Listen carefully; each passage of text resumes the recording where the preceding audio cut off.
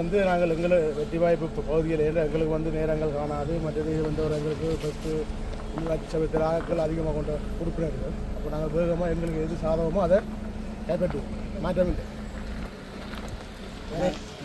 பயனுள்ள வட்டாரங்களில் வந்து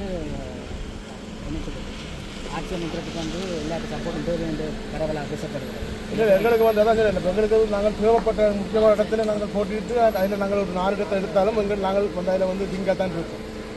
அப்போ எங்கள்கிட்ட வாரவன்ட்ட வந்து அதுக்கு நாங்கள் பேரம் பேசுவோம், அதுக்கேற்ற மாதிரி செய்வோம். இப்போ எங்களுக்கு எங்கள் கட்சியின் 2வது தேர்தல் சந்திக்கிறோம். அப்போ எங்களுக்கு வந்து இப்போ பரந்த வேலை திட்டங்கள் இருக்கிறபடியாக நாங்கள் முதலாவது மெயினான இடங்கள் சாவடிட்டு வரம்பாக்கி அதில் தான் கைப்பற்றிய தீர்வு. அதை வவுனியா வடக்கு இது முக்கியம் வேண்டாம் சிங்கள குடியேற்ற பிரதேசம். அந்த வவுனியா வடக்கு முக்கியமாக இருந்தாங்க. இன்றைக்கு 5 கட்டியிருக்கேன், 6 கட்டியிருக்கிறோம். நேற்று 5, இன்றைக்கு 6, மொத்தம் 11 கட்டியிருக்கிறோம். இதில் மிஸ் ஆகிருக்கிறது வந்து தீவ பகுதியில் வேலனை, உர்ராத்துறை, மற்றது நெடுந்தீவு, மற்றது கார்னர், இந்த 4 மிஸ் ஆகிட்டு அது நாளை கட்டுவோம்.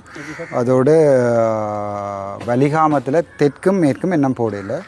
அப்போ 6 எத்தனை மிஸ் 11 போட்டோம். மொத்தம் 11 மாறும் 17 6 போடல 11 போட்டுட்டோம்.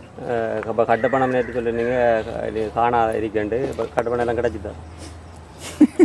இப்போ வடகிழக்கில் போட்டிக்கிறது சொன்னீங்க. இப்போ கிழக்கு மாகாணத்தில் கிழக்கு போட்டாச்சு. இப்போ கிழக்கு திருவோணமலையும் திருவோணமலை என்னிடம் அது பட்டினமும் சூழலும் அதுவும் போட்டாச்சு கிழக்கு. மற்றது இதுக்கு போடுறதுக்கு போய்கொண்டிருக்கிறோம். இப்போ புதுக்குடியிருப்புக்கு 4 மொத்தம், அதில் 3 போடுவோம். மற்றது வவுனியாவில் 5 நினைக்கிறேன், அதில் 3 கட்டியாச்சு. ஆல்ரெடி கட்டியாச்சு. மிச்சத்துக்கு காசுக்கு வெயிட் பண்ணி கொண்டிருக்கிறோம். காசு முடிஞ்சு காசுக்கு வெயிட் பண்ணி கொண்டிருக்கோம். 2 என்ன இல்லை, இது வவுனியா வடக்கும் மற்ற செங்கலடியும் செட்டிக்குளமும் அது ஜூசி, இந்த 3 போட்டுட்டோம். மிச்சம் என்ன 2 கிடக்கு. 2 மிஸ்ஸிங். மற்றொரு கேள்வி வந்து பட்லந்த அறிக்கைகள் தொடர்பாக பாராளுமன்றத்தில் அதிகமாக பேசப்பட்டு கொண்டிருக்கின்றது. நீங்களும் ஒரு நாடாளுமன்ற உறுப்பினர் என்ற ரீதியிலே அந்த பட்லந்த அறிக்கை தொடர்பாக என்ன? நான் எப்போ பாராளுமன்றத்தில் பேசிட்டேன். அப்போ சுத்த நெறியன்னு சொல்லிட்டேன். அதில் உண்மையாகவே என்ன நான் நினைக்கிறேன், இவ ஜேவிபி கொண்டு வரேன்னு நினைக்கிறேன். அந்த ரிப்போர்ட் ஏதோ 3 மொழியில் மொழியாக்கம் செய்து கொண்டு வரேன்னு சொல்லியிருக்கேன். அது ஒரு பிரச்சனையாக போகும். பொலிட்டிக்ஸ் தானே எப்போ இந்த பிரச்சனையாக போகும். மாநகர சபை கடந்த காலங்களில் ஆட்சி அமைக்கப்பட்ட மாநகர சபையினுடைய முதல்வர்களுக்கும் உங்களுடைய முதல்வர்களுக்கும் என்ன வித்தியாசம் இருக்கும்? எவ்வாறு ஆட்சி நகர்த்தப்படும்? கடந்த காலத்தில் மாநகர சபையில் என்ன நடக்கிறன்றதே எங்களுக்கு உண்மையாகவே தெரியாது. இப்போ அதான் நடந்தது. ஏனென்றால் எவ்வளோ ஆசு வருது, எவ்வளோ போகுது, எங்கே காசு ஒதுக்கப்பட்டது ஒன்றுமே அவருக்கு தெரியாது. இந்த முறை யாழ்ப்பாணம் மட்டுமில்லை, எடுக்கிற நாங்கள் வெல்லுற சகல மாநகர சபை பிரதேச சபை எல்லாத்துலேயுமே முழுக்களும் லைவில் வரும். அதாவது வந்து நடக்கிற மீட்டிங்கில் இருந்து வார காசு, செலவழிக்கப்படுற காசு, போகிற காசு, அதை விட முக்கியமாக அங்கே இங்கே குப்பைகள் அதுகள் இருக்குன்னு சொன்னால் கம்ப்ளைண்ட் பண்ணக்கூடிய மாதிரி ஒரு ஹோட்லைன் உண்டு. சகலதும் செய்வோம். உங்களுக்கு தெற்கில் போனால் தெரியும். இப்போ கொழும்பில் ஒன்றுமே ரோட்டில் இருக்காது. இப்படி பேக்கெல்லாம் மாட்டு கழிவுகள் எல்லாம் கொண்டு கோயிலுக்கு முன்னால் இயலாது. ஸோ இப்போ இங்கே அப்படி ஒரு கலாச்சாரம் கொண்டு போய்கொண்டிருக்கு. அது சூப்பராக. முக்கியமாக உங்களுக்கு வந்து இதில் போனீங்கன்னா தெரியும். இது உங்களுக்கு கிருசாந்திக்கு படுகொலை செய்யப்பட்டது என்னிடம் அது செம்மணியா? அதுக்குள்ளே போனீங்கன்னா தெரியும். அந்த வயலுக்குள்ளே அந்த வயலோரங்கள் அதில் இதில் மருத்துவ கழிவுல இருந்து எல்லாமே போடப்பட்டிருக்கு. நாங்கள் அந்த மாதிரியான எல்லாம் நேராக பொறுப்பு கூட இருக்கும். அதை ஏன் க்ளீன் பண்ணல? இப்போ உங்களுக்கு இந்தியாவில் 5 சந்தி அங்கெல்லாம் போனீங்கன்னா தெரியும் இப்படி இருக்குன்ற ரோட்டு வழியெல்லாம். நாங்கள் வந்தொரு உடனே செய்யலாம், ஒரு நாள் செய்யலான்னு ஒரு 3 மாதத்துக்குள்ளே ஃபுல்லாக க்ளீன் பண்ணி எடுப்பேன்.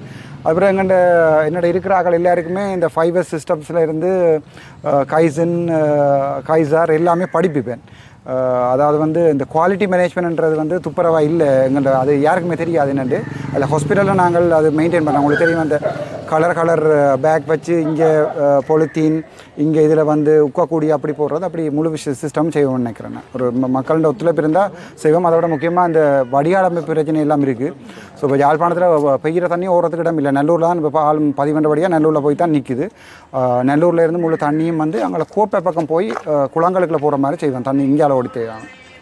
நேற்று மாநகர சபையினுடைய முதல்வர் வேட்பாளரை அறிவித்திருந்தீர்கள். அதே போன்று யாழ்ப்பாணத்தில் இருக்கின்ற ஏனைய நகர சபைகள் மற்றும் பிரதேச சபைகளினுடைய தலைவர்களை அறிவிக்க முடியும்? ஒரு பிரச்சனை. நாங்கள் இந்த காமராஜர் வரும் வரைக்கும் வெயிட் பண்ண மாட்டோம். என்னென்றால் கௌசல்யா அவங்களுக்கு இன்ஃபார்ம் பண்ணியிருக்கிறோம். நான் எப்பயோ சொல்லிட்டு இருந்தானே. இப்போ மற்றது தங்கச்சி அம்மா என்ன பேர்? ஜோகேஸ்வரி அவள் வந்து வல்வெடுத்துறை போட்டிருக்கோம். பிராசன்னை வந்து பருத்துறை பிரதேச சபைக்கு போட்டிருக்கிறோம். சாவச்சேரி மாநகர சபைக்கு சதீசனை போட்டிருக்கோம், உங்களுக்கு எல்லாருக்குமே தெரியும். மற்றது எங்கள்ட ரெஜியை போட்டிருக்கிறோம் இது பிரதேச சபைக்கு. மற்றது நல்லூருக்கு எங்கள்ட என்ன பேர் திலீபண்ணா போட்டிருக்கிறோம். வேறு மற்ற எங்கள்ட லட்சிகனை வந்து வெளியாம் முழுக்க பொறுப்பாக போட்டிருக்கோம். அதில் வெளியாம் தென்மேற்கு அவர் பார்க்குறார். மற்றது அந்த அண்ணன் கொடியாமத்துக்கு ஜெயதாஸ் போட்டிருக்கிறோம். மற்றது இந்த மெட்ட அண்ணன் வரங்க அவர் போயிட்டார் நினைக்கிறேன். என்ன இன்னொரு ஆள் அது வெளியாமல் மேற்கல்ல லட்சியம் மேற்கு போட்டிருக்கோம். என்னடாப்போ இந்த பிரே சபையெல்லாம் ரன் பண்ணுறது சரியான ஈஸி. முக்கியமாக நான் எங்கண்ட ஆக்களுக்கு படிப்பிப்பேன். ஹாஸ்பிட்டல் மேனேஜ்மெண்ட் படிப்பிச்ச மாதிரி அட்மினிஸ்ட்ரேஷன் தெரிஞ்சிருக்கலாம் பெரிய பிரச்சனை உண்டிங்க. இப்போ உதாரணத்துக்கு ஒரு 5S சிஸ்டம் அல்லது ஒரு க்ளீனிங், அது இப்போ உங்களுக்கு தெரியும் யாழ்ப்பாண கழிவுகள் எல்லாம் இந்த ஓட்டு மடத்தில் போட்டு எரிபட்டு பிரச்சனை ஒன்று இருக்குது. அப்படி கழிவு முகாமத்துவம் சம்மந்தமாக முக்கியமான பிரச்சனை எடுக்கப்படும். அடுத்த நீர் வடிகால் அமைப்பு, அடுத்த பிறகு இந்த அனுமதி இல்லாமல் கட்டப்படுற கட்டிடங்கள் எல்லாமே ரெகுலரைஸ் பண்ணி வந்த கம்ப்ளைண்ட் என்ன அதுக்கு எடுக்கப்பட்ட ஆக்ஷன் என்ன எல்லாமே வெப்சைட்டில் இருக்கும், பார்க்கக்கூடியதாக இருக்கும். உங்களுக்கு பச்சிலப்பள்ளி பிரேஸ் பிளாஸ்டிக் போத்தல் தயாராக மற்றது பிளாஸ்டிக் போத்தல் எல்லாத்தையுமே நாங்கள் அந்த கழிவு மாமத்தில் உக்கக்கூடிய பொருட்கள் உக்க முடியாத பொருட்கள். மற்றது கன பேருக்கு வேலை கொடுக்கக்கூடியா இருக்குன்னு நினைக்கிறேன். சில பேர் வெளிநாட்டிலேருந்து சொல்லியிருக்கணும் தாங்கள் அந்த ரீசைக்ளிங் பிளான்ஸ் கொண்டு வந்து போடுறோம்னு சொல்லியிருக்கணும். அப்போ அவை அப்படி போட்டுச்சுனோம்னா இல்லை கன பேருக்கு வேலை வரும், அதிலேயே திருப்பி ரீசைக்கிள் பண்ணப்பட்டு சாமன் இப்போ அதிலேயே பார்த்தா தெரியும் அந்த அதில் போட்டு எரிச்சுக்கிட்டாங்க. முன்னால் அப்படியானதில் நடக்கான்னு நினைக்கிறேன். ஒரு நம்பிக்கை கொண்டு இருக்குது செய்யலாமன்ட்டு.